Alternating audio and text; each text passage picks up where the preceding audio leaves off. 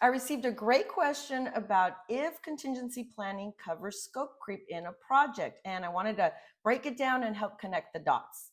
So scope creep happens when a new feature, functionality, or task are added to a project without proper change control. And yes, this can definitely increase your cost or extend that timeline. So for example, right, you're building a house and there's 2 bathrooms, and halfway through the client comes back to you and they say, oh, we want to add a third restroom and we also want to upgrade all the finishes.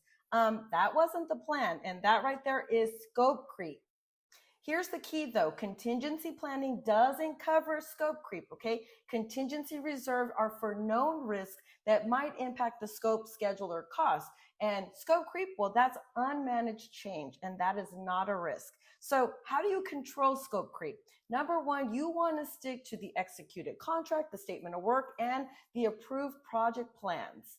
The other thing you want to do is you want to make sure that you have formal change control processes and that all changes go through that change control board.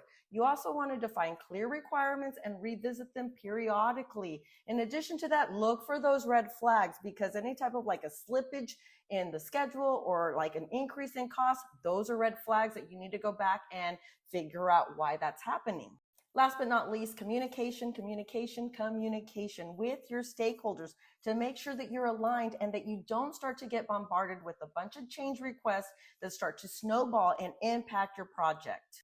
So at the end of the day, no, contingency planning is not going to stop scope creep, but clear scope and change control processes and communication, well, that definitely will help, okay? By the way, if this information was helpful, please hit that like button, share, and follow for more project management tips. And if you have any other questions, drop those in the comments below. Thanks.